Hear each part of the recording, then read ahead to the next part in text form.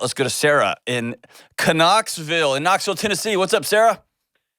Hey, how are you, Dr. John? Good. Hey, do you have eyebrow gel? I do, yeah. What? Dude, I'm learning so much. This is fantastic. I feel like everything in my life is different. I should listen to this podcast and learn more things. Okay, so what's up? How are you? I'm good. I just have a question about my sneaky 12-year-old. I have three. Yeah. You have the only sneaky 12-year-old in the whole world. I know. So this is going to be, a really difficult question. But she's our oldest. She is 12. She is just sneaking everything. So my question is, do I need to be searching her room? And by everything, I mean she found an old iPad and was using it to get on the internet unsupervised. She takes my clothes. She takes my makeup, including my eyebrow gel. So I'm gonna put a hard no on that one. You got to draw the line somewhere, Sarah, and that's it. Right? Boundaries. So I'll answer your question. We'll get to it. Where does she learn sneaky?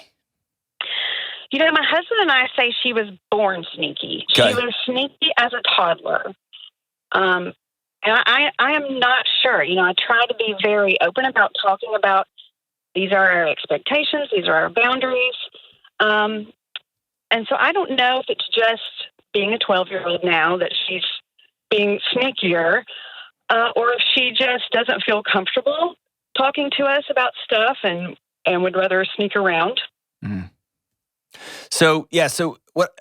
This is a whole other conversation we could have at another time. You're in Knoxville. Come down. We'll get coffee here in the studios, and we can chit chat about it. Whenever somebody's got a really sneaky kid, I always want to step back and look at: are there conversations in the house like, "Hey, don't tell your mom," or "We're going to go get Sonic drink. Do not tell your dad," and we kind of laugh and play? Is this leaching its way through the rocks and making it to the aquifer down below inside of her? Maybe not.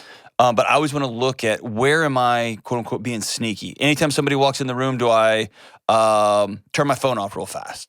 Or are we watching things on TV and then she walks in, all of a sudden we hit me? Are we creating a world where she wants to know what's going on behind that curtain?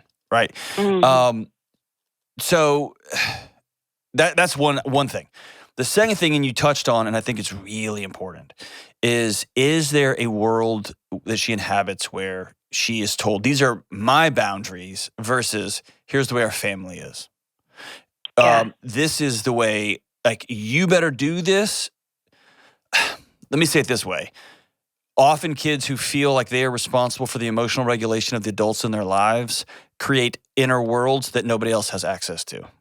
And then adults call that sneaky. Does that make sense? Yeah, I think so. So it may not be your house. That may not be your world. That may be a teacher. That may be a coach. That may not be any of that stuff, right? It could have, like you said, just she got shot out of the cannon that way.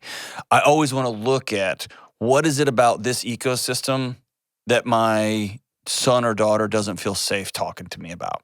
Like, why would they need to go down that rabbit hole and hide or whatever? So that leads us to your question, and this is going to be a controversial answer, and I don't care. They do not have a room. They are 12. Yeah. Okay. Particularly when it comes to electronics. Search every electronic. Let them know you're searching every electronic, and hold them accountable, as this is who we are as our family when it comes to electronics. That might mean that y'all are going to change what movies you watch. That might mean you're going to change some of the music you play, because this is who we all are. But we are definitely going to get involved in those things. What I don't like kids doing is imagining that they have some sort of inner sanctum inside their parents' home that no one else has access to. That's how you end up in some major issues where parents are like, I had no idea they were building a bomb. I had no idea they had this or that, or they had drugs. And I just want to say, it's like literally 25 feet from your bedroom. How did you not go in there? It's like, well, that was their space. And like, no, dude, they're 12, they're 10. There's a reason it's against the law for them. They can't get their own home, right? Because they're kids. And this is a very modern phenomenon. I also know there's a ton of pressure. So tell me, if you just said, hey, I'm going to start checking your room, or if she caught you going through her stuff, what would that, would that cause a fight? No, I don't think so because I've told her, hey, I found this in your room. I think I'm probably going to start checking your room and not telling you, and she just kind of said, oh, okay. It really, I was expecting more of a reaction out of her, but she didn't. So I'm almost wondering if she feels safer with me checking in on that. So there's some of that probably. I don't want it to. Room checks are about. Let me say it this way: there's not like a like they're gonna stand outside like in a salute position, and you're gonna go through the room like with the white glove. That's not what we're talking about. It's more of I'm gonna be in and out of your room all of the time. Okay. You are gonna help me change your sheets. I'm gonna check and make sure your room's picked up. Once every couple of weeks, we're going to go through and make sure your drawers, make sure your socks are all folded up right. It's not a matter of I'm going to go in because I don't trust you. You don't want to do that. You don't want to set up a culture where you are untrustworthy. So I'm going to go through all of your things. There is a culture. I'm in and out of your room. It's not weird, right? It's actually weird in my house when my son's like, dude, you haven't even come in my room in a few days because I'm in and out of there all the time. And so when I'm in and out of there all the time, I can point and say, dude, pick that up, gross, or clean out your snake cage or whatever the thing is. Does that make sense? Yeah. And he knows I'm going to be helping him change his sheets, which means as a dad, I've got to get off the couch and actually help him change his sheets. But he also knows if he hides stuff under the bed, I'm going to find it. Yeah. See what I'm saying? Yeah, absolutely. So it's more of a cultural shift inside of a home. It's less of a...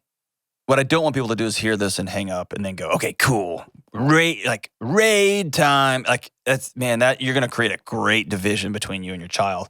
It's more about, I want to be more and more a part of your world. Have you taken her out and just started like a routine mom and daughter breakfast? Have y'all started that? No, we haven't. I would recommend that. More about how's middle school. And if you can start being honest with her about some of the crap you had to deal with in middle school, there'll be some connectivity there. And what we're doing there is building a well of that old lady that lives in this house. She's trustworthy. I can trust her. You know what I mean? Yeah. And then you can get to the deeper conversations of like, tell me about TikTok. What's so great about it? Like, why is this cool? Why is it not cool? Right. And then you can really get into some of those conversations that they can only have when they feel safe. But thank you for loving your daughter enough. Oh, yeah. She's great. Yeah. She's wonderful. She's so smart and athletic, and like she's just the best. Yeah. That's so cool. She's lucky to have you. And you touched on something I think it's important before I get off the phone here. 12-year-olds are super curious, and I don't ever get upset with curiosity. I love it. I think it's great. If I have provided access to things in my home, usually via the internet because I lack boundaries or I wasn't paying attention, I don't ever blame a 12-year-old for their curiosity. I blame myself for not creating boundaries that are going to keep my kids safe. The same as I don't get upset with it. Well, I would definitely get upset, but if a 12-year-old has access to a loaded weapon, that's on the adult in the room, not the 12-year-old, right? And we can make all the rules like 12-year-olds, you don't do this, and great. The adults have to step up there, right? So, yeah, I think they're going to be curious. It's going to be both and. When there's a behavior with a kid, always remember this. I've said this a bunch. I'll keep saying it. Behavior is a language. Behavior is a language. What are they telling you? If a kid's sneaky, they're telling you, I have to have a safe inner world because my outer world isn't safe. And let's work on that level of safety somehow, somewhere. And she's lucky to have you, Sarah.